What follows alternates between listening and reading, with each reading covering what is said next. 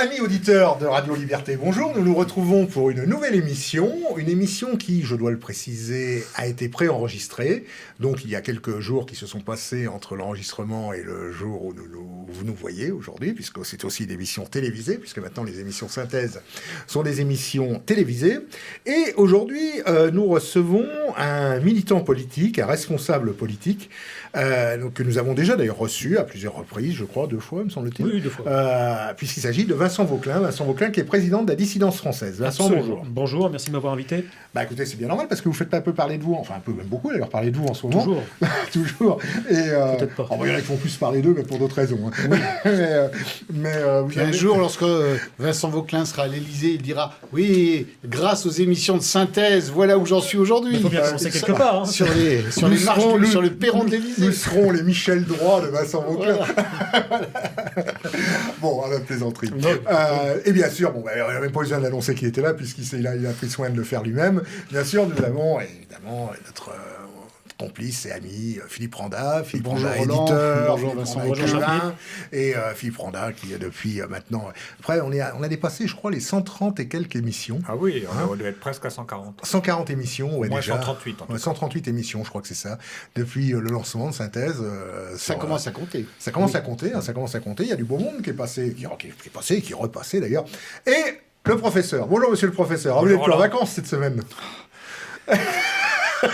Je suis épuisé par tout ce que je fais. Vous êtes épuisé, vous n'êtes jamais en vacances. C'est d'énigme. Je suis tellement mal payé comme prof, je suis obligé de passer mes nuits à faire ces chroniques pour joindre les deux bouts. Ouais. Le problème, c'est qu'on paye pas. Heureusement, vous payez grassement. Nous, on paye pas, c'est bien ça le problème, mais c'est pas grave, on le fait quand même. Je paye de ma personne. Voilà, on paye notre personne et puis on est payé par le plaisir de recevoir des gens de qualité, par le plaisir de se retrouver toutes les semaines et par le plaisir surtout d'informer nos auditeurs d'un certain nombre de choses, de donner un regard un petit peu non conformiste, on va dire, sur l'actualité. Voilà. Alors justement, l'actualité, Philippe Randa, on va pas parler de l'actualité, il sera peut-être passé des choses, il sera même certainement passé des choses d'ici la diffusion de cette émission, mais il y a quand même des constances dans l'actualité dont on pourrait parler. Voilà, moi je voudrais revenir sur quelque chose dont on n'a pas parlé, et pourtant ça remet l'opinion publique, c'est ce qu'on appelle aujourd'hui l'affaire Gabriel Mazeneff. Pour faire remarquer une chose quand même qui est assez étonnante, on a beaucoup dit dans les médias sur le nouveau scandale de la découverte de la prétendue et pas prétendue pédophilie de Gabriel Mazeneff. Il ne s'en est jamais caché. Et je suis assez étonné qu'on n'ait jamais insisté dessus, c'est-à-dire qu'on a brusquement sorti du chapeau Gabriel Mazeneff, écrivain reconnu, publié parmi les plus grands éditeurs quand même de chez Julliard à Gallimard, comme si brusquement on avait découvert que cet abominable personnage militait pour l'amour avec les enfants, avec les mineurs, les enfants, avec les mineurs, tout le monde y passe. Avec tout le monde y passe, mais enfin avec un goût sûr pour les mineurs, alors que cela faisait 50 ans, puisque son livre « Lettres aux moins de 16 ans » date de 1974 chez Julliard. Ouais, tout à fait. Et donc ça fait 50 ans que partout on l'invite, partout on lui donne la parole, il s'exprime et il le dit, que pour lui, l'amour avec les enfants, avec les mineurs, doit être une chose normale. Mais aujourd'hui, vous avez il y a eu quand même eu la réaction de Madame Bombardier, vous vous souvenez, à Apostrophe, oui, qui avait été traînée dans la boue pour avoir dit, messieurs, non seulement vos livres sont ennuyeux, mais vous racontez des choses qui vous menez en prison. Et je vous garantis que si vous étiez au Canada, puisqu'elle était canadienne, vous ne sortiriez pas libre de ce studio. Alors justement, si l'affaire éclate maintenant, et donc elle a été mais traitée de manière ignoble. Et elle a dit qu'elle avait prévenu son éditeur qu'elle allait dire cela.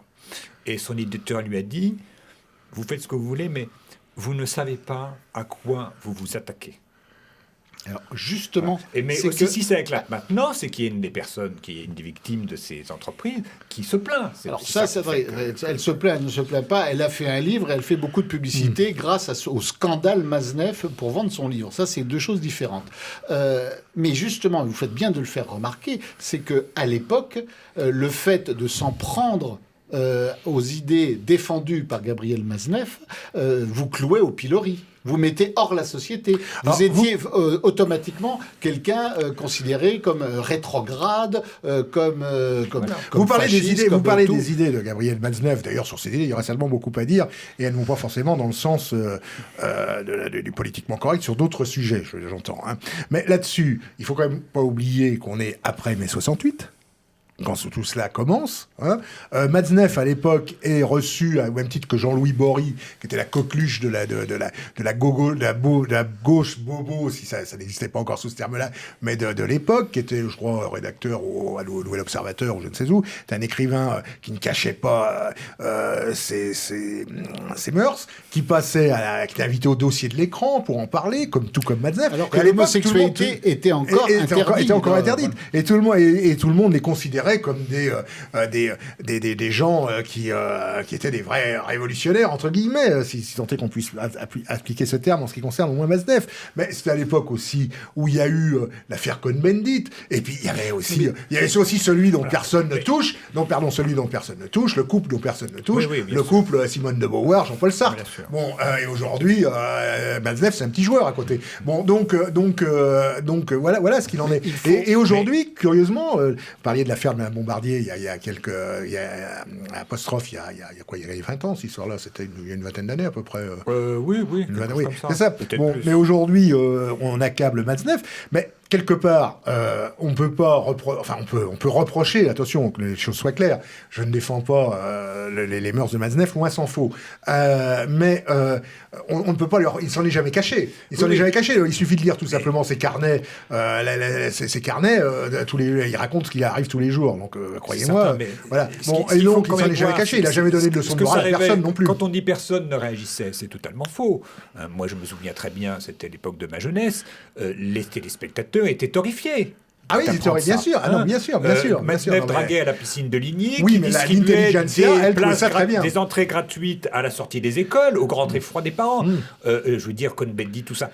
Mais on avait déjà une télévision qui, pour être purement publique, se faisait l'agent de la destruction de la société française par la destruction de la morale, de la famille. Bien sûr. Mais le téléspectateur, lui, était victime aussi. Mais il n'avait pas le droit à la parole. Pourquoi ? Il n'y avait pas de réseaux sociaux, mon brave. Oui, tout à fait. Donc on protégeait la vie privée, entre guillemets. J'aimerais dire ce que je pense de la vie privée, parce que ça n'existe pas. C'est une notion qui ne figure pas dans les droits de l'homme de 1789. C'est pas que je défends les droits de l'homme de 1789. On n'y pensait même pas. Si c'était le cas. Mais cette notion de vie privée me fait quand même hurler de rire, parce qu'on défend l'innommable, et quand on a pas besoin de défendre, quand il s'agit de M. Trump ou de Clinton et tout ça, les journaux français sont tout contents de vendre du papier là-dessus.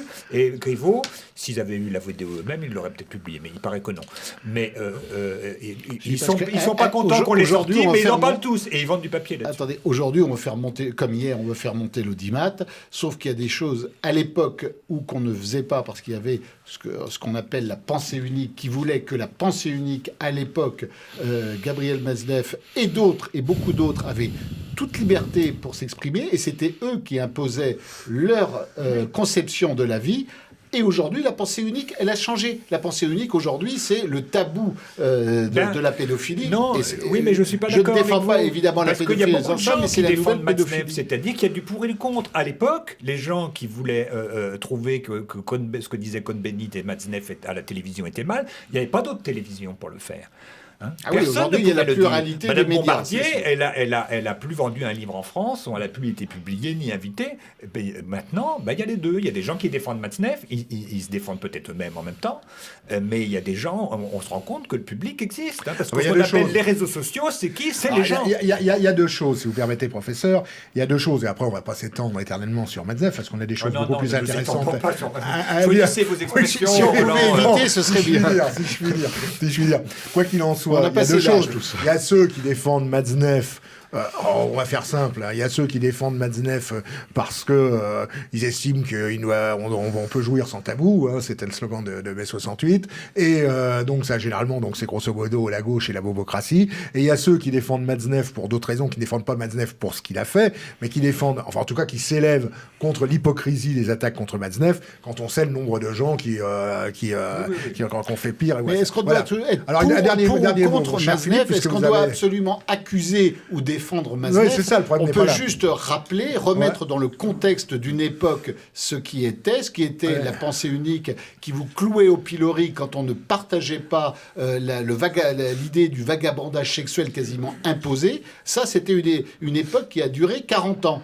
Aujourd'hui, retournement à 180 degrés de la pensée unique. Et aujourd'hui, le fait de faire du vagabondage sexuel avec tout ce qui va avec le libertinage et autres, plus le fait qu'il n'y ait plus de limite d'âge, enfin qu'il y ait une limite d'âge justement qu'on remet pour empêcher tout rapport sexuel avec les moins de 15 ans, puisque c'est 15 ans et 3 mois la liberté sexuelle, c'est exactement la même pensée unique. À l'inverse. D'accord. Voilà. Et c'est pas faire l'apologie de la pédophilie ou de vouloir défendre ce qu'a fait Maznev. Il faut juste faire remarquer une chose, c'est que contrairement à bien d'autres, Maznev s'en est jamais caché. Donc, on est tous généralement scandalisés quand on parle de loi rétroactive, mais là, on est en train de faire de la moralité rétroactive. C'est-à-dire que la moralité d'aujourd'hui, qui est une chose dont on peut discuter, on veut l'appliquer au temps passé, quand il y avait une autre moralité.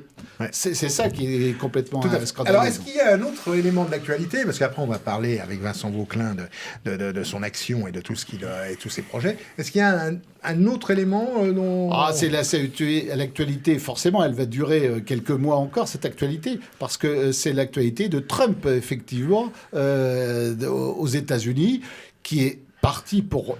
en tout cas, il va se présenter et peut-être bien pour être à nouveau élu, faire un deuxième mandat. Alors, rappelez-vous que dès son élection, il y a maintenant 3 ans, on a commencé à dire qu'il ne ferait même pas la première année de son mandat.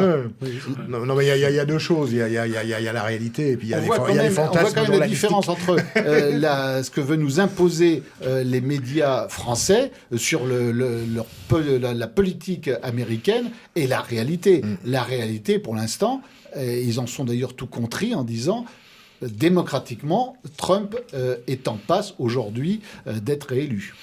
Eh bien, vous aviez votre chronique, mon cher Philippe. Je ne sais pas si je l'ai précisé. Un dernier mot du professeur. Je vous rappelle, puisqu'il y a des archives dans cette télévision, qu'il y a eu le Brexit quand même. Je ne sais pas si on a tellement parlé du Brexit. Oui, on n'a pas parlé du Brexit, c'est vrai. Parce que nous étions dans une petite période de transition qui fait que... je pensais qu'on en avait parlé pendant les émissions où je n'étais pas là. Du grand capital, je vous ai annoncé que le Brexit, il ne se passerait rien. C'est-à-dire que si vous n'êtes pas au courant, vous vous réveillez le lendemain matin, rien n'a changé. Rien n'a changé. Je l'avais prévu. Rien n'a changé. Toutes les catastrophes n'ont été annoncées que par l'Europe que pour dissuader l'Angleterre.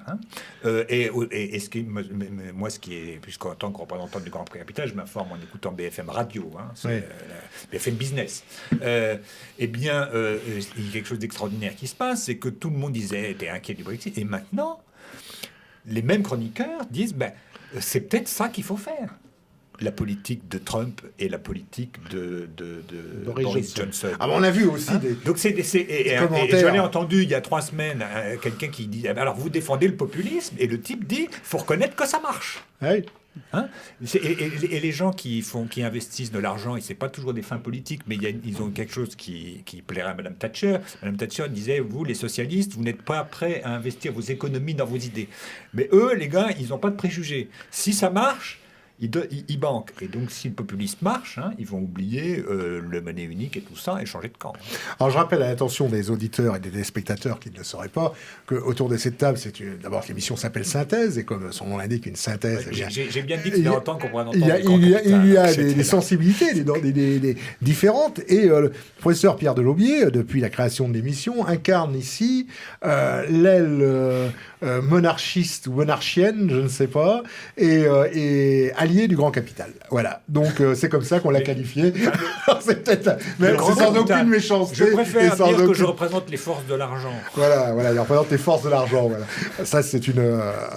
Malheureusement, il faudrait que vous veniez avec vos forces un jour, parce qu'on n'a pas beaucoup. Je les représente, je ne les possède pas, mon cher. C'est toute la différence. Alors, est-ce que je peux juste préciser une chose? Je suis complètement bénévole. Moi qui m'oppose au grand capital et qui suis un européiste et qui ne m'en cache pas, j'avais toujours dit que si si Brexit il devait y avoir, il n'y aurait absolument aucune catastrophe pour les Anglais. Ben, il fallait le dire à la radio, sinon... Mais je l'ai dit à la radio, je suis désolé. Eh bien, alors, on va faire la synthèse. On va faire la synthèse de tout cela. On va faire la synthèse de tout ça avec un homme politique que nous recevons aujourd'hui. Alors, je dis un homme politique parce que... c'est un jeune homme politique, on va dire. Et, un militant. Non, c'était pas au sens péjoratif du terme, mon cher Vincent. La dissidence française, alors j'en ai entendu parler la première fois, c'était il y a quelques années. On dit, tiens, t'as vu, il y a un groupe, là, ils ont des défilent, ils sont disciplinés, ils ont des beaux drapeaux, tout ça. Bon, voilà. Alors, puis j'étais avec quelques amis, on se dit, ah bah tiens, c'est le groupuscule de l'année. Voilà, bon, très bien, on va passer. Puis l'année d'après, c'est encore là, puis 2 ans après, alors c'était plus le groupuscule de l'année, c'était le groupe qui avait de la suite dans les idées, qui était toujours là. Et puis... un groupuscule persévérant. Un groupuscule persévérant, non, c'était devenu un groupe parce qu'ils étaient plus nombreux entre-temps, donc ils avaient recruté, donc c'est un côté encourageant. Et puis, l'an dernier, il y a eu... on a fait connaissance, vous êtes venus ici, vous avez eu la gentillesse de m'inviter à plusieurs reprises à vos manifestations et à vos réunions. Et puis, l'an dernier, vous avez réussi... j'irais dire un exploit. Un exploit parce que vous êtes engagé dans une aventure qui n'était pas évidente au départ. Et je dois même dire que quand vous m'en avez parlé la première fois, mais ça j'ai déjà eu l'occasion de vous le dire, quand vous m'en avez parlé pour la première fois, je me suis dit, ce garçon est plein d'enthousiasme, et quand on est chef d'un mouvement, il faut avoir de l'enthousiasme, parce qu'autrement les troupes auraient du mal à suivre. Mais je suis pas sûr qu'il soit vraiment conscient de ce qu'il veut faire, c'est-à-dire se présenter aux élections européennes. Et pourtant, on l'était. Et pourtant, vous l'avez... La chance sourit aux audacieux. Voilà, exactement. Il n'y a que ceux qui ne font rien, qui n'ont rien. Et donc, il a réussi à faire une liste, à rassembler les militants, les candidats nécessaires, des candidats de qualité d'ailleurs, il faut le dire, parce que vous aviez même des élus, des gens qui avaient déjà une certaine expérience de terrain. Élus locaux, voilà, exactement. Et vous avez déposé une liste, alors sans le sou, bien sûr, mais ça, c'est... D'ailleurs, ça n'aurait pas changé grand-chose si vous aviez eu le sou, peut-être, mais les sous, mais peut-être un petit peu. Mais ça enfin, change quand même. vous avez quand même, ça change quand même. Enfin, vous avez quand même réussi à être présent, à passer dans les médias, à vous faire connaître, à faire connaître votre mouvement, pas uniquement dans les petites émissions les élections, les émissions prêtes pour les élections, là, comment appelle-t-on ça, dues à la campagne électorale, les spots de campagne. Vous avez été aussi invité à un certain nombre d'émissions de grande audience, bien sûr l'émission Synthèse sur Radio Liberté, mais aussi d'autres. Vous avez été invité chez Hanouna, non, c'est pas ça aussi, sur Balance ton poste. Balance ton poste, c'est ça. Voilà. Bon, oui, vous avez fait comment ça s'est passé ? Grand écart. L'émission Balance ton poste, c'était particulièrement éprouvant, évidemment, pour quelqu'un qui n'est pas familier comme moi avec la pratique du direct dans les studios de Canal+, on va dire. Cela dit, j'ai trouvé ça malgré tout assez sympathique parce qu'il y avait un côté combat de boxe. Et puis, pour ceux qui s'y intéressent, ils peuvent retrouver le replay sur YouTube ou sur BitChute ou sur Facebook. Et les relations avec Cyril Hanouna sont passées professionnellement ? Professionnellement, relativement inexistantes. Du reste, on s'est salué. On a échangé 2-3 mots et puis il a poursuivi. De toute façon, Cyril Hanouna est un genre, on parle d'animaux souvent d'animaux politiques, mais lui c'est un animal médiatique qui peut faire des directs pendant plusieurs heures, voire pendant plusieurs jours. Je crois qu'il détient le record, je crois que c'était 36 heures de direct ininterrompu sur C8. C'est vraiment un animal médiatique qui est obsédé par le buzz, et je pense que c'est pour ça qu'il m'avait invité. Il avait dû certainement se dire, on va inviter ce qu'il y a de plus radical des deux côtés sur le sujet de l'immigration, on les met sur un plateau, on lance le direct et on voit ce que ça donne. Donc on a vu ce que ça donne, ça a été une foire d'empoigne, mais malgré tout, il y avait 400 000 téléspectateurs en direct, plus des centaines de milliers ensuite sur YouTube, qui ont entendu parler pour la première fois de grands remplacements, de remigration, et puis de la dissidence française. Donc c'était malgré tout une épreuve qu'il fallait traverser, on va dire une ordalie. Alors votre liste a fait un score tout à fait modeste, bien sûr, mais ça pouvait pas en être autrement, puisque vous n'aviez pas de bulletin de vote, ou dans quelques villes, peut-être, non, je ne sais plus, dans les villes où il y avait le vote électronique. Il y avait le vote électronique. Voilà, vous avez fait des scores d'ailleurs là plus significatifs. Tout de suite, oui. Mais mis à part ces quelques exceptions, vous n'avez pas pu avoir de bulletin de vote, sauf que les gens pouvaient toujours le loisir de les imprimer sur leur imprimante personnelle. Et vous avez ramassé quand même près de 5000 voix, je crois. C'est ça, un petit peu plus de 5000 voix, si je me souviens bien. Un peu moins, d'accord. Aux alentours de 5000 voix, c'est quand même pas mal, parce que ça veut dire qu'il y a quand même 5000 personnes qui ont pris soin plus certainement des gens qui ont dû se tromper sur la couleur du papier ou sur l'épaisseur du papier, et qui ont dû être... il y a eu beaucoup d'annulations de bulletins de vote, donc ça montre quand même qu'il y a eu quelque chose de significatif. L'important, c'est notre participation, justement, à la campagne. Alors, je crois que vous n'avez pas été déçu dans la mesure où vous n'imaginiez pas un instant que vous alliez être député européen. Vous êtes quand même assez relativement on n'est pas tout à fait réaliste sur nos chances de succès, mais justement. Le succès n'était pas là. Le succès, c'était de vous être fait connaître et d'avoir pu toucher comme ça un maximum de monde et d'avoir imposé votre groupe et, comme l'un des groupes importants de la relève. Et je dois dire qu'en ce moment, au sein de notre famille politique, entre vous, Thomas Joly, au Parti de la France, il y a une nouvelle génération qui est en train de prendre et d'autres qu'on a reçus, pour certains, ou qu'on recevra peut-être un jour. Il y a une nouvelle génération de jeunes gens qui prennent en main le combat. Et moi, personnellement, je trouve que c'est vraiment quelque chose d'extrêmement important et je m'en félicite. Et c'est pour ça que je suis ravi que nous recevions aujourd'hui Vincent Vauquelin pour en parler. Alors justement, et le combat, là, maintenant, vous essayez de passer dans la cour des grands parce que vous êtes audacieux. Hein. C'est vrai que généralement... il faut remonter le temps presse. Vous savez que notre pays est en proie de graves crises. Et donc, alors vous avez annoncé votre candidature. Alors vous avez expliqué un petit peu comment ça fonctionne, tout ça. Vous avez annoncé votre candidature aux primaires de la droite. Voilà. Primaire pour la France. Primaire pour la France, d'accord. Oui. Alors, d'abord, expliquez-nous ce que sont les primaires pour la France. Très simplement. C'est-à-dire que Nicolas Dupont-Aignan, président de Debout la France et ancien candidat à l'élection présidentielle, accessoirement député, a constaté d'une part que probablement en 2022, nous aurions droit à un nouveau duel entre Marine Le Pen et Emmanuel Macron, et que probablement Emmanuel Macron sortirait vainqueur de ce duel et que Marine Le Pen perdrait, comme ça a été le cas en 2017. Et donc, pour éviter de rééditer ce duel de 2017, il a proposé la tenue d'une primaire des candidats patriotes, souverainistes ou nationalistes, on appelle ça comme on veut, de la droite souverainiste, on va dire, avec un objectif, c'est d'ouvrir les fenêtres, d'ouvrir les portes de cette droite qui sent un peu le renfermer, selon ses propres termes, et de faire entendre différents courants, de nouveaux visages, etc. En tout cas, c'est comme ça qu'il l'a présenté. Évidemment, nous, on a sauté sur l'occasion, parce que c'était une occasion inespérée de faire entendre nos idées, et puis on l'a pris au mot, tout simplement. Donc effectivement, s'il faut faire entendre tous les courants de la droite souverainiste, on va dire, s'il faut faire exposer de nouveaux messages, développer de nouveaux arguments, et puis faire entendre aussi ce qui ne se fait jamais entendre, c'est-à-dire qui quand même intéresse énormément les électeurs de droite, la question du grand remplacement, et là...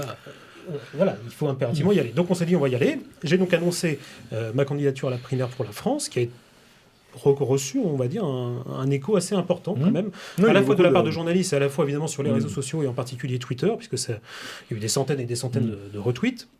Je crois qu'il y a Florian Philippot aussi qui a indiqué sa volonté d'y participer. Il y a combien de candidats pour le moment le camp. Alors, ça le camp. On n'en sait absolument rien. C'est-à-dire que Nicolas Dupont-Aignan a fait cette annonce, il en a parlé dans les médias, et pour l'instant, on n'en sait pas plus. Et vous avez eu un contact avec lui ou pas pas directement. Non, pas directement. J'ai eu des contacts avec certains cadres de Debout la France, je ne vais pas les citer, qui partagent mon opinion. C'est-à-dire qu'ils pensent que ça serait vraiment intéressant de mettre sur un plateau Vauquelin, Philippot, Dupont-Aignan. Je crois que récemment, il a été interviewé ou on l'a interrogé. Enfin, il en a parlé de votre candidature récemment. Alors oui, parce qu'il était en Bretagne et donc nos camarades du média en ligne Braise Info, qui fait un excellent travail du reste et que je salue, ont posé la question de la candidature éventuelle de Marion Maréchal et puis on posait la question de la mienne et donc il a constaté que c'était très bien et que il faut qu'effectivement il n'est pas du tout opposé. C'était une grande question parce que qu'est-ce qu'il allait faire ? Est-ce qu'il allait nous ignorer ? Est-ce qu'il allait dire non, il y a les Républicains et puis il y a les autres. Ça aurait été nous sommes aussi républicains parce que nous sommes reconnus par le ministère de l'Intérieur, nous participons à la vie démocratique de la nation. Et donc, on peut avoir écrit République française sur son passeport, on n'est pas forcément. Tout dépend comment on entend la République.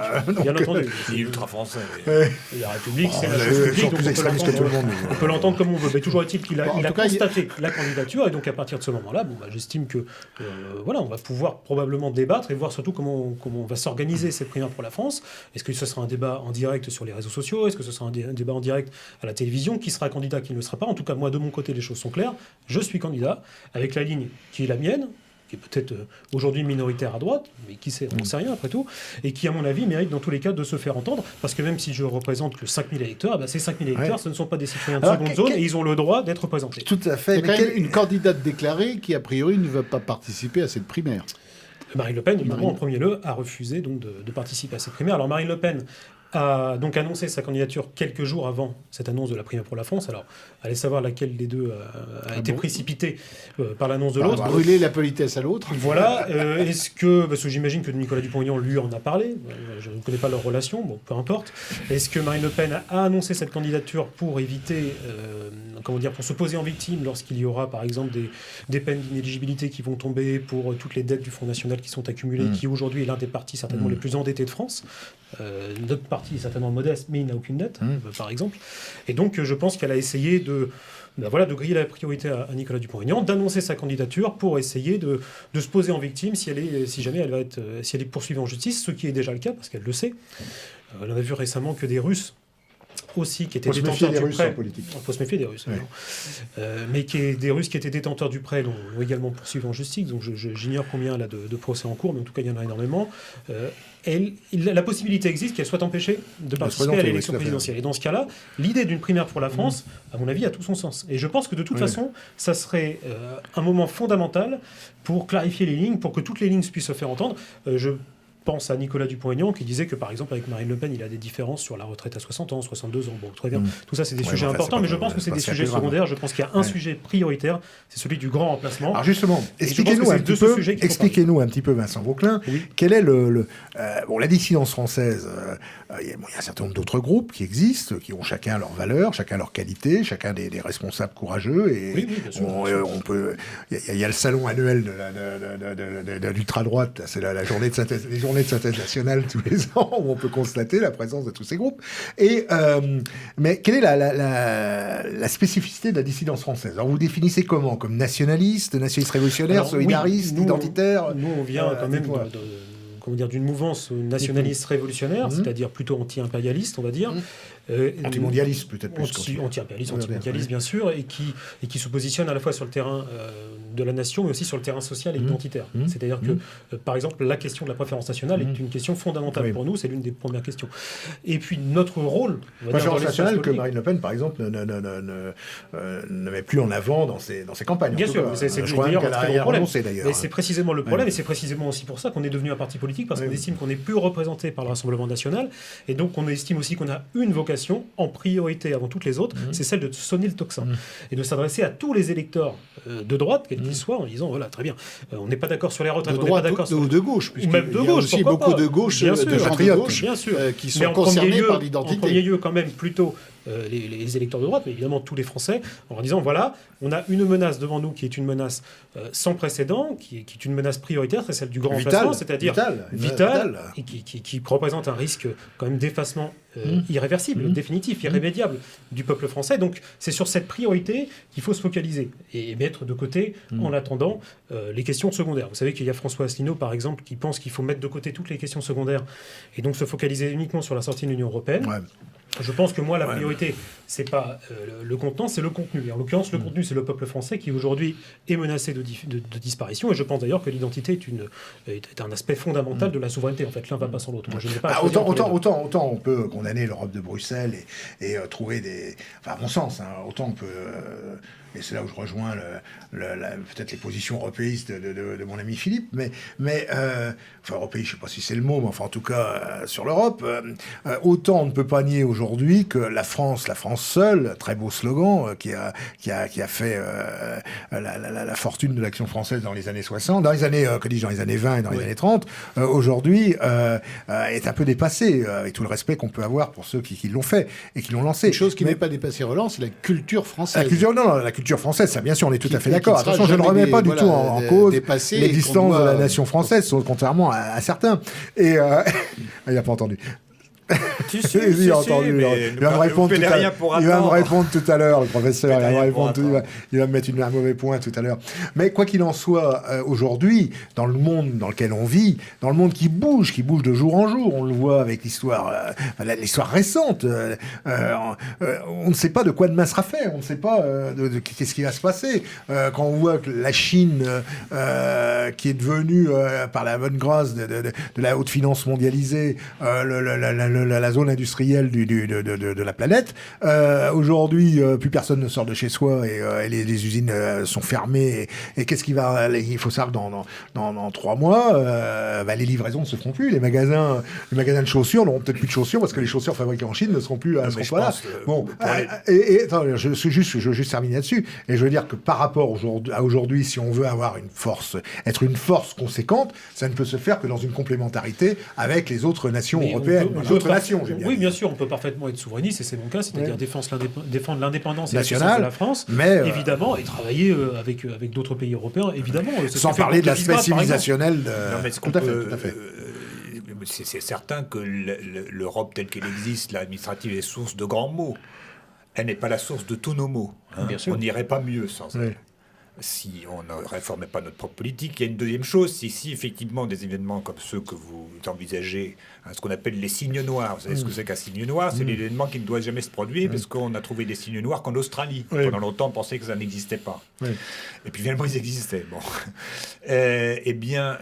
On peut sortir de l'Europe en 24 heures. On ne peut pas sortir du grand remplacement en 24 heures. Donc, non, faut mettre et c'est là que vous avez tout à fait raison. Je crois que plutôt que d'opposer souverainisme à l'Europe, il faut surtout opposer la conception identitaire à l'actuelle Union européenne qui ne protège en rien de l'invasion migratoire, de la mondialisation économique. Au contraire, l'Union européenne se veut le vecteur de plus de mondialisation économique et de plus de grands remplacements, d'immigration incontrôlée, contrairement au discours qu'elle a. Parce que comme l'a très justement dit, mais dans les faits, elle ne s'oppose en rien. Comme l'a très justement dit Bernard Monod, l'Union européenne a tué l'Europe. Voilà, c'est le plus grand danger. C'était d'ailleurs un de nos slogans pendant la campagne des Européennes, c'était sortir l'Europe de l'UE. C'est pas sortir la France de l'Europe, c'est sortir l'Europe de l'UE. Parce qu'en fait, l'Union européenne est un outil, en réalité. C'est un outil. Et le problème, c'est que quand vous avez la quasi-totalité des gouvernements européens qui sont aux mains des mondialistes et des puissances d'argent, évidemment, l'Union européenne va avoir cette coloration. Imaginons que demain, on n'aurait que des Viktor Orban et des Salvini à la tête de tous les gouvernements européens. L'Union européenne pourrait très bien devenir une Union européenne confédérale, identitaire, pourquoi pas nationaliste, et quelque chose qui est envisageable. Le problème, c'est que cette possibilité-là est peu probable, quand même. On va pas se mentir. Et donc, dans ce cadre-là, nous, ce qu'on propose, c'est pas de sortir l'Union européenne tout de suite, c'est déjà de désobéir à tous les traités qui restreignent l'exercice de notre souveraineté. Déjà, en posant un acte de souveraineté, on est la France, on est aujourd'hui le seul pays européen à disposer de la bombe atomique, puisque le Royaume-Uni en est sorti. Et donc, voilà, désobéir au traité, appliquer notre programme, et puis éventuellement voir si on peut construire une autre Europe ou réorienter l'Union européenne de l'intérieur, ce qui peut être possible. On l'a vu avec le groupe de Visegrad. Ou alors sortir tout simplement, faire le Frexit, comme on dit, sortir de l'Union européenne. La plupart aujourd'hui des mouvements populistes en Europe ne sont pas pour la sortie de l'Europe. Du tout. L'Angleterre est sortie, il y a une spécificité anglaise. Les Anglais ne se sont jamais sentis européens. Ils sont rentrés dans l'Union européenne un peu à reculons. Et depuis qu'ils sont rentrés dans l'Union européenne, ils ont plus bloqué la progression européenne qu'autre chose. Donc qu'ils en soient sortis, c'est plutôt une bonne chose pour la construction européenne. J'apporte une petite nuance, c'est que jusqu'à présent, les partis ne voulaient pas s'opposer à la sortie de l'Europe parce qu'ils estimaient que c'était anxiogène. Anxiogène. Ben oui, que les gens, ça leur faisait peur, ils trouvaient ça compliqué. Et le Brexit fait un précédent. Et le Brexit va peut-être faire changer les choses. Les gens vont se rendre compte que c'est rien du tout. Effectivement. Finalement. Il y a un précédent qui peut, à ce niveau-là, changer les choses. Enfin, jusqu'à présent, en tout cas, en France et tout, tous les partis voulant sortir de l'Europe ne sont pas majoritaires. Oui, c'est une idée qui ne marchait pas. Donc c'est pour ça d'ailleurs que, intelligemment, le Rassemblement national de Marine Le Pen a fait machine arrière en le disant bon, on prend acte et dans un premier temps, on va voir maintenant si nous sommes suffisamment puissants pour changer la politique européenne, de l'Union européenne, pourquoi pas rester dans l'Europe? Oui, mais ce que je reprocherais au Rassemblement national, en particulier au Rassemblement national, mais surtout à l'équipe de Marine Le Pen, c'est de naviguer à vue au gré des sondages, au gré des intentions de carrière, au gré des intérêts à très court terme, et qu'il n'y a pas de vision derrière, en fait. On l'a vu pendant le débat de la présidentielle entre Marine Le Pen et Emmanuel Macron, sur les questions monétaires, sur les questions diplomatiques, etc. C'est le flou total, complet. Donc c'est pour ça que je ne pense pas qu'ils ont fait machine arrière parce qu'ils ont une prise de conscience, etc. C'est simplement parce qu'aujourd'hui les sondages ne sont pas très favorables. Si demain le Frexit revient en tête des sondages, peut-être qu'elle changera d'avis. Voilà, il n'y a pas de colonne vertébrale idéologique au Rassemblement national et c'est bien le problème. C'est bien pour ça qu'il faut faire exister un pôle de droite alternative au Rassemblement national et de manière générale à tous les partis du système. Enfin, quand un homme politique comme Matteo Salvini en Italie n'était pas pour la sortie de l'Italie de l'Europe. Oui, parce que l'Italie a plus à perdre. Il s'opposait aux décisions, notamment sur l'immigration de l'Union européenne, mais il n'était pas question qu'il en sorte. Mais c'est la même chose pour la Hongrie. Le FPÖ autrichien, c'est la même chose, sont tout à fait pour la construction européenne. Viktor Orban en Hongrie, quasiment tous les partis, le Vlaams Belang en Flandre, n'est pas pour la sortie de l'Europe. Bien sûr, mais c'est exactement ce qu'on dit, c'est qu'on peut parfaitement désobéir aux traités qui restreignent notre souveraineté. On pense notamment aux traités ou aux règles, aux réglementations, à la Cour européenne des droits de l'homme, etc., qui nous empêchent d'expulser des clandestins, qui nous forcent à régulariser des sans-papiers, etc., etc. On peut y désobéir à tout ça, sans forcément sortir de l'Union européenne. Que va faire l'Union européenne? Donc il y a quand même une marge de manœuvre pour les gouvernants s'ils le décident. Donc je pense que c'est d'abord une question de volonté politique, comme souvent, en priorité.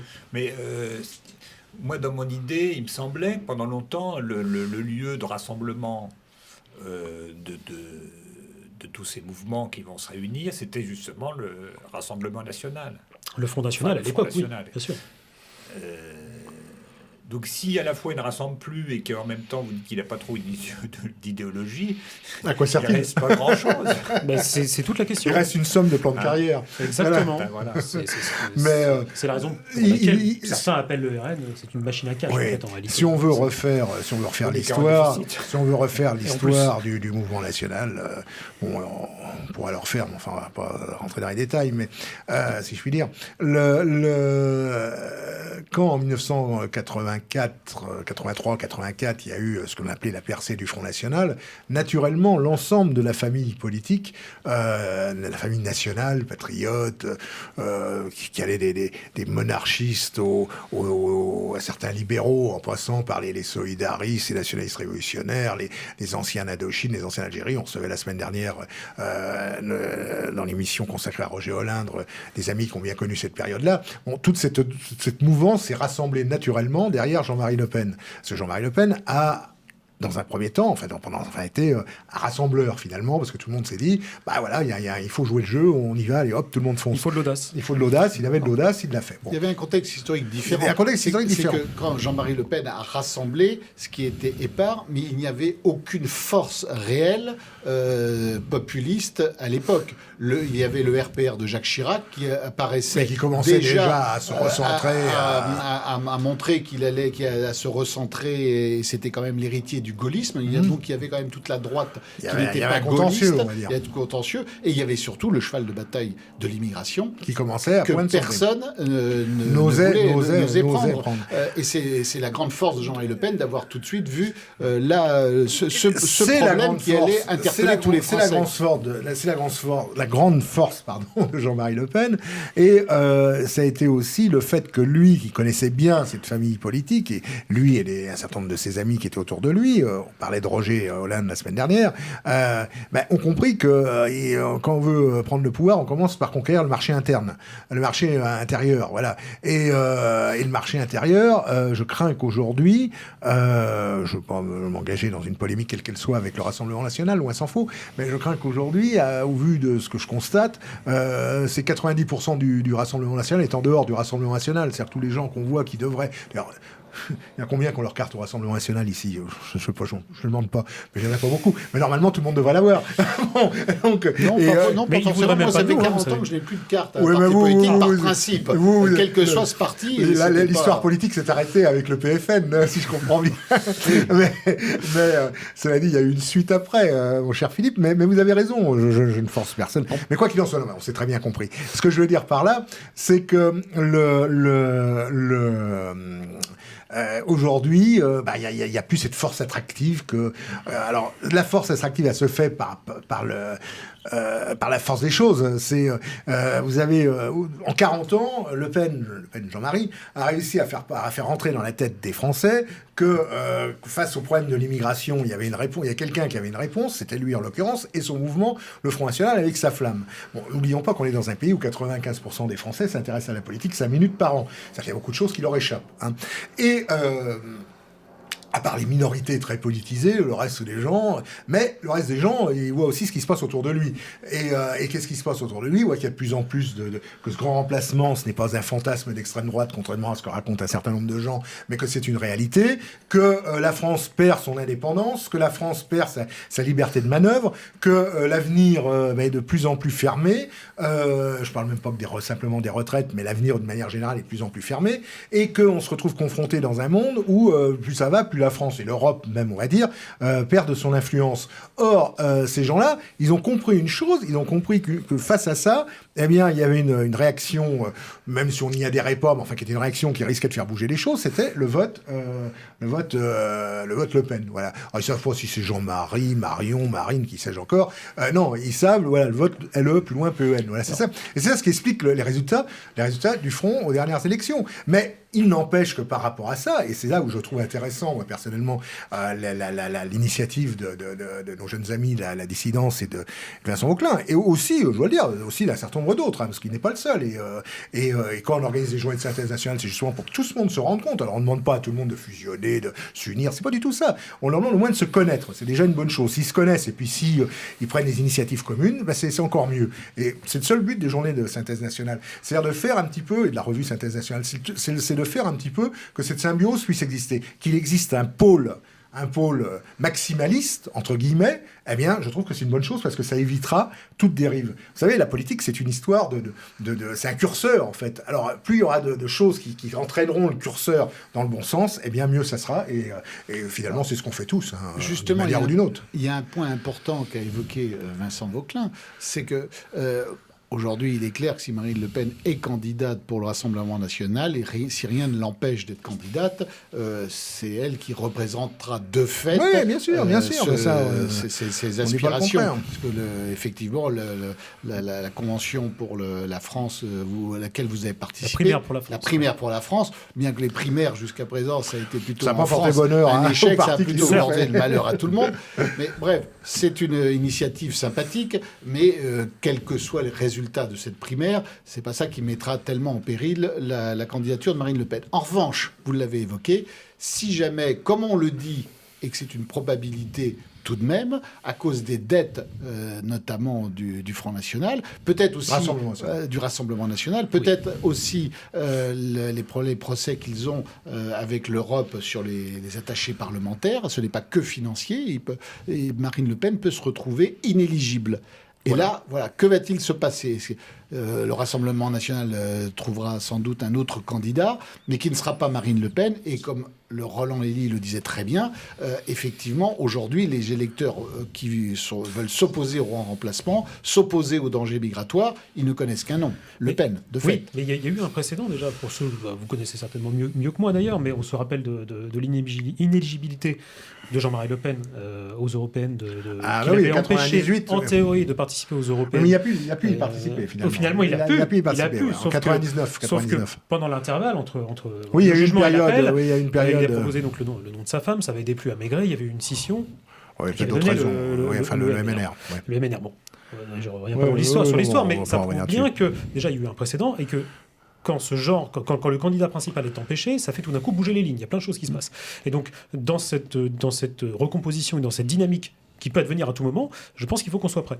Et je pense qu'il faut aussi qu'on pourbisse nos armes, en quelque sorte, nos arguments, qu'on clarifie les lignes pour faire entendre quelque chose de neuf si d'aventure cette possibilité-là se posait. Mais d'ailleurs, même si elle ne se pose pas, parce que dans tous les cas, la question du grand remplacement, elle est centrale, et donc il faut que quelqu'un l'aborde, il faut bien que quelqu'un sonne le tocsin, et puis c'est la tâche qu'on s'est assignée. Il y a une autre hypothèse aussi, ça reste des hypothèses bien sûr, mais tout le monde parle d'un deuxième tour Le Pen-Macron comme il y a 4 ans, mais il peut aussi y avoir ni Le Pen ni Macron. C'est-à-dire que Emmanuel Macron est tellement impopulaire qu'il ne peut plus se représenter, un peu le syndrome Hollande, et donc un autre candidat représentant les mêmes idées, la même mouvance, trouvera toujours les moyens de présenter quelqu'un.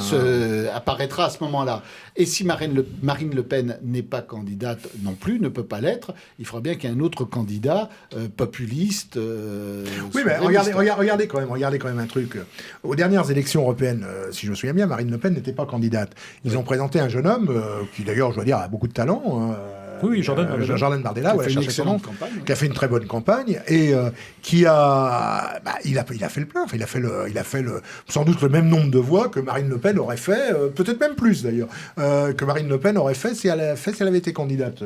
Et bon, le Front, le Rassemblement national peut toujours générer d'autres personnes, mais quoi qu'il en soit, le problème n'est pas là. Et je pense pas que ce soit que notre ami Vincent Vauquelin s'en soit inconscient. Je pense que le but d'un mouvement comme le sien ou comme les autres, que ce soit le Parti de la France ou d'autres, c'est aussi d'être des môles. C'est ça qui est important. Des môles qui vont rassembler sur des idées bien fermes, bien claires. Voilà, le grand remplacement, la préférence nationale, enfin contre le grand remplacement, la préférence nationale, la remigration, l'union la défense de la civilisation européenne et tout ça. Eh bien, je pense que c'est là-dessus que ces mouvements-là ont un rôle à jouer, et un rôle historique à jouer.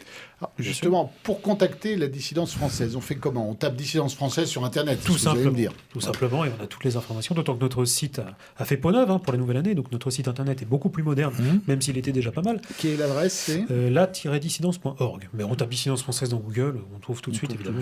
Vous l'avez en lien sur Synthèse Nationale. Bien sûr, on est régulièrement relayé par notre ami Roland Elie sur Synthèse Nationale, donc j'ai aucune difficulté pour le trouver. Évidemment, on est présent sur tous les réseaux sociaux. Et puis pour les municipales, vous avez... Alors, les élections municipales. Alors, pour les municipales, votre travail. Pour les municipales, nous avons annoncé, lors justement des dernières éditions des Journées de Synthèse Nationale, les Journées bleu, blanc, rouge, avec Alain... Vous une alliance avec Alain Escada, une entente avec... de Civitas, avec... Vous serez aujourd'hui Civitas à la fin Je ne sais pas si je suis disponible, parce que je crois que j'ai un déplacement dans le cadre des activités de l'Alliance for Peace and Freedom, qui est le mouvement européen dont nous participons. Mais donc, nous avons, avec Richard Roudier de la Ligue du Midi et Alain Escada de Civitas, annoncé une entente pour essayer de se coordonner et présenter, peut-être pas des listes, mais tout du moins des candidats sur des listes d'hiver droite ou des listes d'intérêt communal qui peuvent se monter un peu partout. Donc ça, c'est un processus qui est en cours. Je ne peux pas en dire plus pour le moment, parce qu'évidemment, toutes les listes ne sont pas déposées. Quelques jours des dépôts de listes. Voilà. Mais toujours est-il que, vraisemblablement, à l'issue des élections municipales, nous aurons des élus et élus sur des listes donc d'intérêt communal. Donc parfois, il y a une seule liste pour une petite commune, mais s'il n'y avait pas cette liste-là, la commune disparaît, elle est fusionnée. Et donc, c'est aussi un des mots d'ordre de cette campagne, c'est sauvons nos communes. Oui, ça peut être d'ailleurs rien que cette motivation-là, d'empêcher de permettre à une... Oui, absolument. C'est une action. Oui, absolument. Mais faire élire, d'ailleurs, on en profite pour lancer peut-être pas trop tard encore, un appel aux militants, aux gens qui ont l'esprit militant, en tout cas, qui nous écoutent. N'hésitez pas à être candidat aux élections sur toutes les petites listes qui peuvent exister dans les villages. Moi, je vois dans mon village, il y a la campagne bat son plein. Et je ne suis pas candidat, vous direz, mais, parce que je n'ai pas le temps et ça serait vraiment impossible. Mais quoi qu'il en soit, mais que ce soit dans Paris ou que ce soit dans les grandes villes ou que ce soit dans les petits villages, il ne faut pas hésiter à se présenter, parce que plus il y aura de gens qui seront élus, plus ça apprendra à les gens ce que c'est que d'abord une campagne électorale. On parlait la semaine dernière de tous ces Griveaux et autres ou Macron enfin Griveaux, lui, s'était quand même fait élire député, je crois, à un moment donné, mais au conseil régional ou je ne sais plus. Il était député dans la grande vague, tous ces gens qui Macron qui est passé de l'Élysée sans passer par la case partielle, cantonale partielle, on voit les résultats après. Ce sont les gens qui n'ont jamais eu affaire à l'adversité, qui n'ont jamais eu affaire tout simplement aux revendications populaires, qui n'ont jamais eu affaire simplement au dialogue avec les électeurs. Dieu sait que, je parle pour moi, je parle pour vous aussi.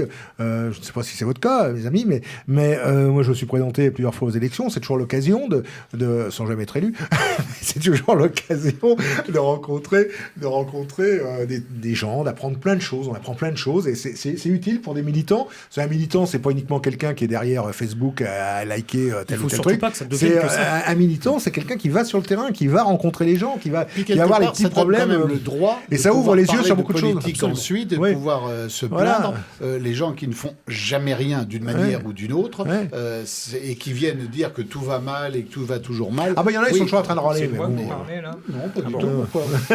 Moi, vous vous sentez visé, professeur. On ne sait jamais, il faut anticiper. Non, parce que je sais que vous êtes un militant, donc voilà, c'est pour ça. On le sait tous ici. Donc, le simple fait d'être là, d'ailleurs, c'est un acte militant déjà. Donc, Philippe, militant. Alors les municipales. Alors, donc finissons avec les municipales et par rapport à l'action de votre mouvement, la dissidence française, par rapport aux élections municipales. Donc vous allez inciter vos militants, je pense, à être présents à être dans les candidats sur des petites listes villes, d'intérêt partout communal, sans faire d'idéologie, en se confrontant aux problématiques locales, aux attentes des électeurs localement, parce que voilà, c'est des fois une histoire de trottoir à refaire ou de giratoire à régler. Voilà, c'est des questions qui sont très concrètes, mais il y a aussi des questions qui peuvent toucher à l'immigration. Par exemple, l'installation d'un camp de migrants, un maire peut faire quelque chose.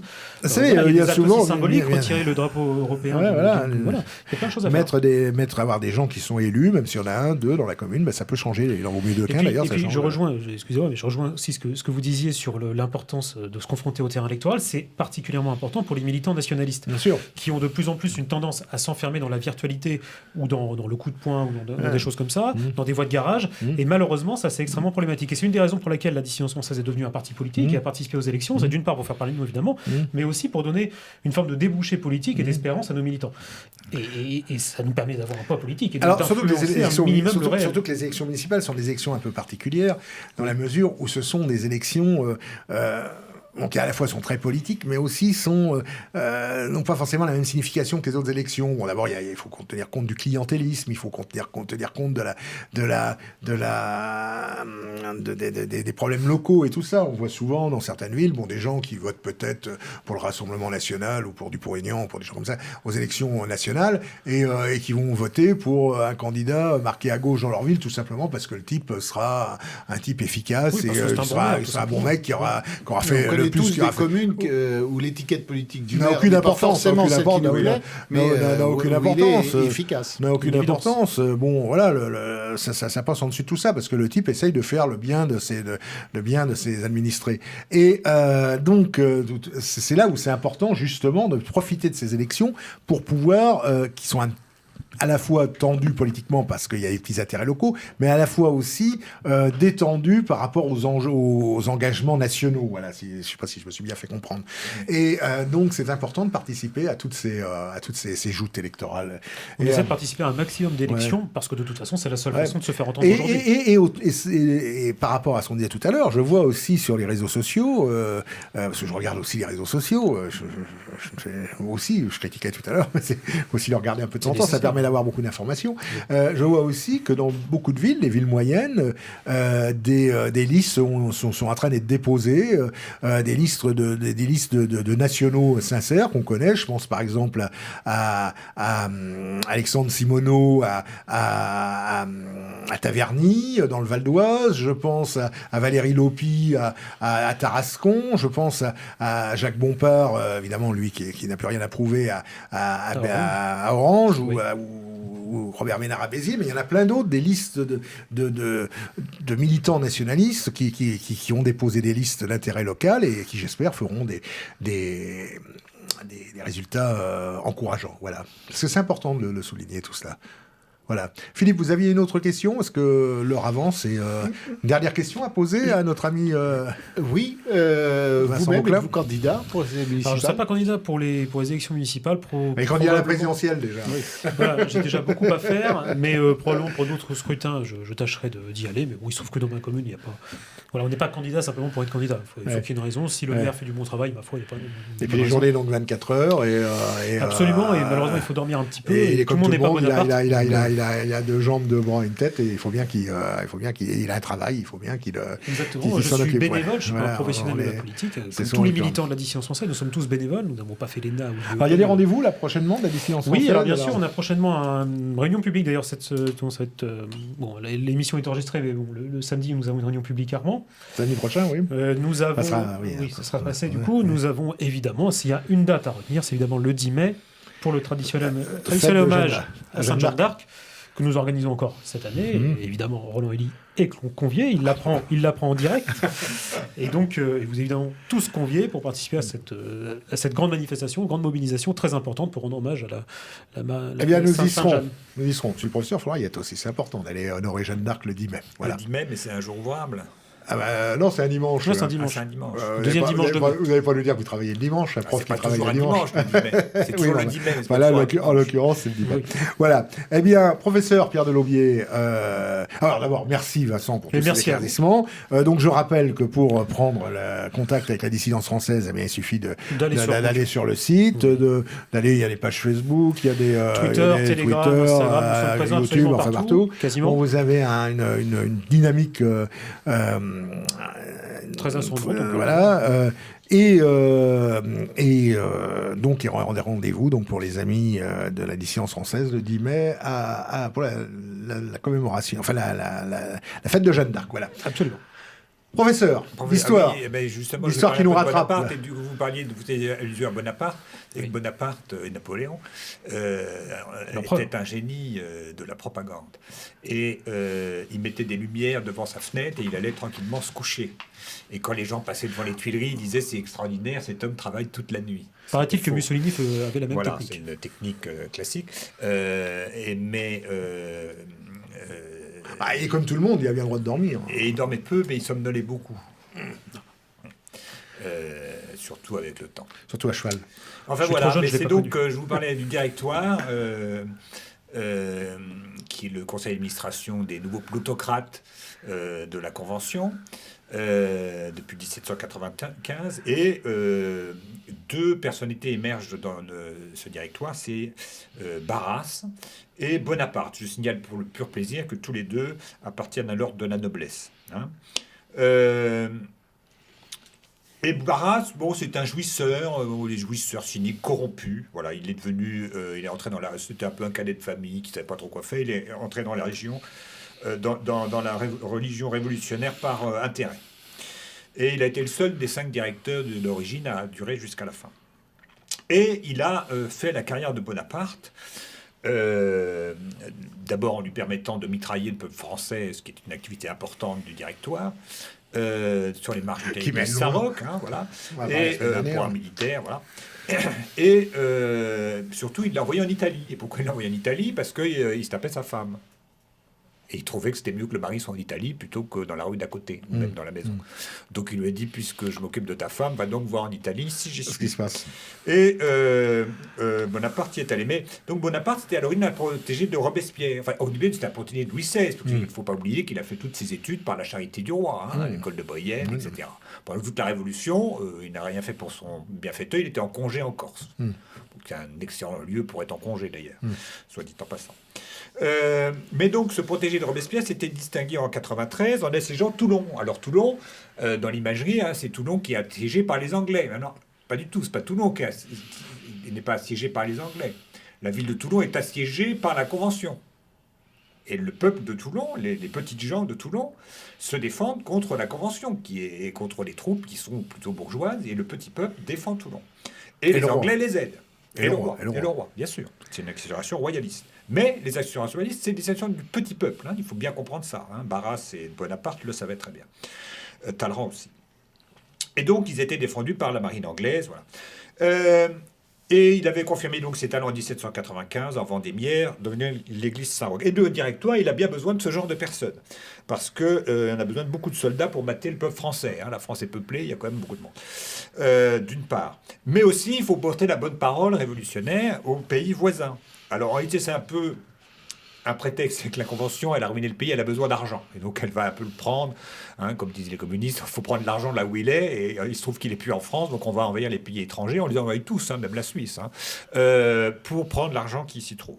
Et notamment les Pays-Bas, tout ça, c'est des pays très très riches. Mais l'adversaire le plus résolu finalement de ce régime, c'est l'Angleterre. Et si les révolutionnaires avaient connu l'histoire, c'est vrai que depuis 1337, début de la guerre de 100 ans, dès qu'on met les pieds du côté des Pays-Bas, Flandre, Belgique, etc., l'Angleterre entre en guerre, elle n'en sort que quand on les a rendus. Mais on ne va pas pouvoir les rendre avant 1815. Et donc, on va être en guerre avec l'Angleterre, d'autant plus qu'on a repris, les révolutionnaires ont repris à leur compte la théorie des frontières naturelles, complètement fumeuse, élaborée par Richelieu, et qui avait été responsable d'innombrables guerres, mais comme chacun le sait, puisque les frontières naturelles sont censées nous protéger. Hein. Mais comme on est déjà dans le mode d'Orwell, si vous voulez, la guerre, c'est la paix. Hein, et la paix, c'est la guerre. Mais en tout cas, l'Angleterre, on ne peut pas l'atteindre, et donc Carnot attaque l'Autriche. 1796, il entre Moreau et Jourdan contre Vienne, ils convergent, et l'archiduc Charles va les battre l'un après l'autre et leur faire repasser le Rhin. Honteusement. Et curieusement, c'est donc Bonaparte, qui a été, pour les raisons que j'ai dites, envoyé en Italie, lui, il est chargé de faire diversion. Et puis là, c'est lui qui remporte toutes les victoires. Donc Lodi, Castiglione, Bassano, Arcole. Alors Arcole, vous connaissez les tableaux célèbres. Ce qui est dommage, parce qu'en fait, il est tombé du pont, Bonaparte, dans le marécage. Et il a barboté, donc les Français sont passés, les Autrichiens sont passés, et lui, il était englué dans la boue. C'est comme ça que ça s'est passé. Il y avait le trou au milieu du pont.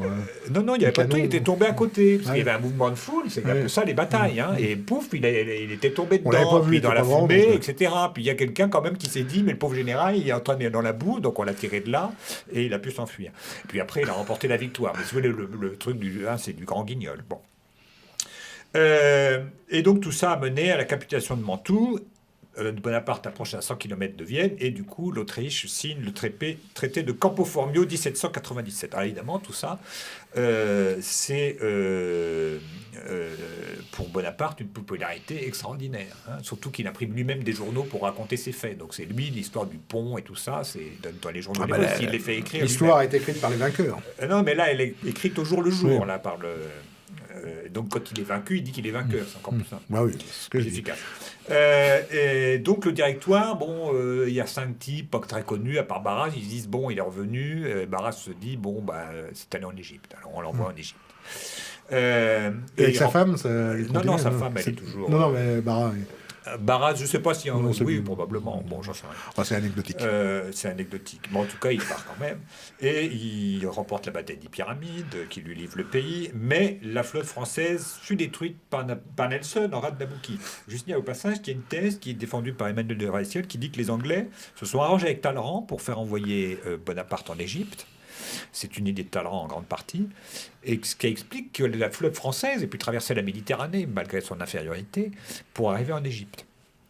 Et que les Anglais se sont dit, une fois qu'ils vont en Égypte, on va détruire leur flotte, et ils ne pourront pas rentrer. C'est ce qui se passe à Abouki. Et donc, on détruit sa flotte, il ne peut plus repartir, mais comme il se prend pour Alexandre, il se dit, je vais aller vers l'Orient, tel Alexandre. Bien. Alors, il se dirige contre la Syrie. Alors déjà, au Caire, il y avait une révolte, on avait massacré, il y avait une hécatombe d'insurgés, ils s'étaient rendus, mais Napoléon avait dit, vous vous rendez, mais je ne vous prends pas, il les avait fait massacrer. Bon. Et à la fin, ça a été encore mieux, 3000 prisonniers, donc la ville se rend, et il y a 3000 prisonniers, on décide de les exterminer. Il dit, les gars, il n'y a pas, il se prenait pas pour Alexandre, mais pas pour Jésus, j'ai rien à vous donner à manger, donc on va vous massacrer. À la baïonnette, 3 jours il a fallu, 3000 personnes. Alors ça faisait d'ailleurs une pyramide, comme disent les témoins. Puis quand il y en avait qui n'étaient pas tout à fait morts, on les retirait de dessous pour les retuer. C'était assez sympa. On leur a promis la vie sauve, bien sûr. Ah bah oui. Et donc pourquoi les massacres à la baïonnette? C'est pour faire des économies. Ça coûte cher. Et commentaire de Bonaparte qui s'adresse à la population musulmane et qui leur dit « C'est la preuve que le prophète est avec moi ». Ah bah il va le dire. Oui. Alors il y a une autre preuve, c'est qu'en plus ils ont violé la moitié des femmes et pillé entièrement la ville. Et les soldats français, il ne faut pas oublier que les gens ne se renouvellent pas comme ça. On est en 99, 98. Et donc les soldats français ils disent, en fait, cette campagne, c'est marrant, c'est comme en Vendée. On massacre tout le monde. Ils vont refaire ça dans le Tyrol plus tard. Alors, mais à Jaffa, la ville, il y avait la peste. Donc l'armée est atteinte de la peste. Et donc il y a le grand tableau aussi, où vous voyez Bonaparte, le tableau de Gros, touche un pestiféré, etc. Bien sûr, ça n'avait jamais eu lieu. Il est allé voir, il a dit, faut tous... Mais tout le monde le croit. Voilà. Et Bourrienne, son secrétaire, dit, je vous garantis que c'est totalement faux. Qui est plutôt favorable à Bonaparte. C'est son ancien copain de Bourrienne. Par contre, Bonaparte, il est allé voir le médecin qui s'appelait Dufriche des Jeunettes. Il lui a dit, tous ces gars-là, ils sont malades, c'est gênant, j'ai besoin de faire retraite. Il faudrait leur donner un peu de laudanum, c'est-à-dire de l'opium. Une petite euthanasie générale des 600 malades. Bon. Et des Jeunettes l'a dit, moi je suis médecin, je suis là pour soigner. Et je suis pas là pour tuer. C'était les médecins de l'époque, bien sûr. Ça a souvent changé. Alors il a recommencé, il a demandé à un pharmacien, il disait, Royer peut pas rendre ce service, mon Royer ne voulait pas non plus. Peut-être qu'à l'époque, ils avaient signé le traité d'Hippocrate et ils estimaient que signer le serment d'Hippocrate et qu'à l'époque, on tenait ses promesses. Bon, donc Bonaparte admet de laisser quelques hommes pour les accompagner. Et après son échec devant Saint-Jean d'Acre, qui est d'ailleurs défendu par un Français émigré, il fait retraite, abandonnant ses rêves d'Orient. Il ne serait pas Alexandre. Mais il n'allait peut-être pas tarder à se prendre pour César. Et voilà. Et il devint Napoléon. Et devenir Napoléon. Voilà. Eh bien, merci, cher professeur. Merci pour cette passionnante histoire qui continue. Cette histoire, je crois qu'on la retrouve aussi dans la... Alors, on la trouve dans la revue... Ah, j'ai oublié, j'ai pas reçu le nouveau numéro qui doit être... Il y a un nouveau numéro qui est sorti récemment, le numéro 2, la revue d'histoire européenne. La revue d'histoire européenne. Il est sorti, il est sorti. Voilà, mais je ne l'ai pas encore reçu. Sinon, je l'aurais montré pour la beauté. Ouais. Non, mais c'est toujours... j'ai trouvé le premier numéro très très complet, Très bien, et divers, et sérieux, et attractif. La revue d'histoire Attrayant. européenne qui prend, enfin pour faire simple, un petit peu la suite, Voilà. qu'elle met sur le même créneau que la nouvelle revue d'histoire, hein, et qui est animée par notre vieux complice d'antan, Guillaume Fiquet. Voilà. Et un certain nombre d'autres historiens qui sont... Voilà. Et vous pouvez retrouver d'ailleurs cette chronique aussi sur mon blog. Exactement. Non, c'est pas l'Aristote. C'est sur le même Vous avez un groupe de presse. site, mais j'ai un groupe de presse. Eh bien, chers amis, avant de nous quitter, juste, vous avez une information peut-être sur les éditions, Philippe, récentes de Alpha alors, c'est pas les éditions du Alpha. Là, je suis en train de lire, je ne l'ai pas terminé, mais un roman policier passionnant, très drôle, Qui a tué le maire de Paris, de Philippe Collin-Olivier, chez Pierre-Guillaume Deroux.